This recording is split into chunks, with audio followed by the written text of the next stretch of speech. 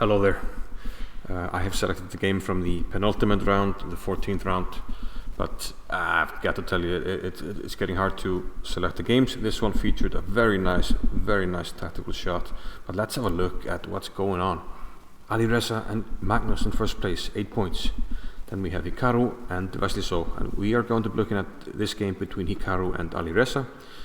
They should both advance, seemingly, but if one loses, who knows? It's very exciting here. You see 5 guys here with 7 points, so anything can happen. We're going to look at this game, and then we're going to look at the standings before the last round. So let's just dive right into it. Nakamura with white against Alireza, and well, these guys, they've played hundreds of games on chess.com. Big battles, one of the biggest online stars in the chess world. So they know each other inside and out. In this game, e4 by Nakamura, and we have the Caro-Kann. And we actually follow here a theoretical line, the main line. Black takes on e4, bishop f5. And this has been seen before, many times. h4, trying to trap this bishop. h6, giving a square for the bishop. Development for both sides. Kicking the bishop away, grabbing some space on the king side. And then trading the bishop off. Bishop actually stands quite well here, so it's worth it to trade it off. And this is well established theory, has been played many times. Bishop f4. Black gives this check here. Now the bishop has to come back. And after bishop b4 we have c3. Bishop comes back. This is all theory. c4 and the queen comes back. Now bishop c3 by Nakamura, and for the development, black needs to develop this knight, so knight to f6. Knight e5 now by Nakamura, rook d8. And yeah, we have to get the queen out of the way, otherwise the knight will fall, so queen e2. And now bishop e4. And here Nakamura castles kingside. We have this trade, so Nakamura accepts the double pawns, but he does have an open file to work with. But nothing special going on at the moment, and black's position is really solid. Nakamura tries to make something happen on this file, rook a to b1, and now plays f4, trying to, well, both fortify the knight and perhaps in the future think about active operations over here. c5 by Alireza. He wants to liquidate the position, queen f3, hitting the pawn on b7 with the queen and the rook, so something has to be done about that, and Alireza blocks the b file with knight b6. Further adding protection to the center here. And now knight f to d7 by Alireza. We have knight f4, knight into e4 by Hikaru, and then we have trades here. And one wonders why Alireza doesn't take this pawn. It looks like it should be safe, but there must have been something he didn't like. I mean, if we take here, the queen takes, this will hang as well as this, so that looks okay for black.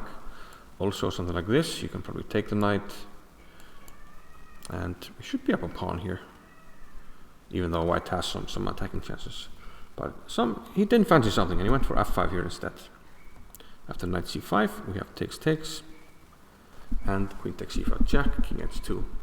So at the moment, Alireza is up a pawn, but here comes the a pawn, a4, threatening to kick the knight and grab this pawn. Alireza takes on d1 and plays rook to d8. Now, none of this makes any sense for white unless he has his next move. Note that he was threatening to play a5 here and penetrate with the rook, and from there the threats, similar to what happened to the Aronian against Giri game, would be too much, especially since the knight is covering f7, so no rook f7. So that's why rook d8 by Alireza, but now a fantastic tactical shot by Nakamura. Can you see what he did here? Absolutely stunning. He played queen takes b7. And these are the kinds of moves where you go over games and you're like, oh, what? Can you do that? And he can. Alireza took the queen. He really doesn't have a choice here. And if he protects the queen, you get similar to what happened in the game, except you can't defend. Rook takes, the king has only one square. This is covered by the knight, so he has to go here. And now knight g6, and there is a huge mate threat on h8.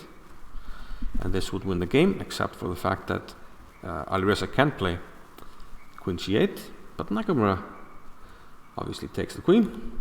And now we have an ending where material is equal. Now, Nakamura does not go for the pawn here on e6. He could have given a check and taken the pawn, but then black could get counterplay. He would play knight b6, and he would attack 2 pawns here and win one of them back. So Nakamura instead prefers to play c5. And this is just a fantastic concept. The knight is completely dominated. We have this pawn here covering 2 squares and the knight the other square. So black needs to bring the king. Nothing else to do. White does the same. And note that going to the end game, the pawn end game, I think it should be winning for white, because he will walk his king over here and support the pawn. And meanwhile, black can't make a pass pawn. This is a very important endgame concept when you have such 2 pawns like this, and they're tied down by only 1 pawn.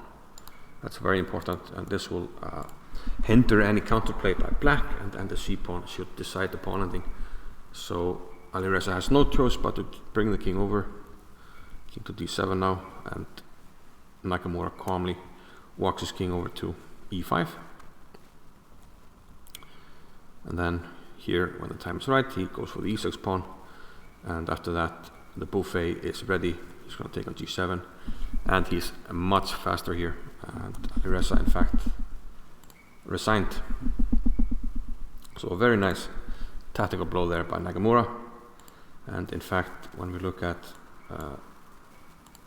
the caps, he has 99.4 caps score. Pretty fantastic. Not too bad from Alireza either. 96%. Not 96%. It's the score is 96.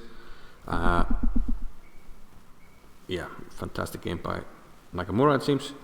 And the tactical shot and the end game was really something else. But let's have a look at what this does.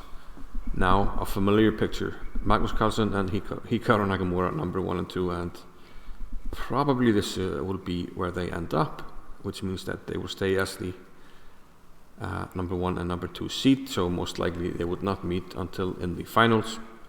And then we have, Alireza, he lost, but still should be okay. Wesley, Nepomniachtchi, and Aronian, who won a nice game as well in this round and celebrated with his dog. It was pretty funny. Should be safe, but then we have a big dog fight for the 8th spot, and yeah, it will go down to the wire, definitely. But anyway, yep, that was a very nice game from round 14, and I will see you later. Thanks for watching. Bye-bye.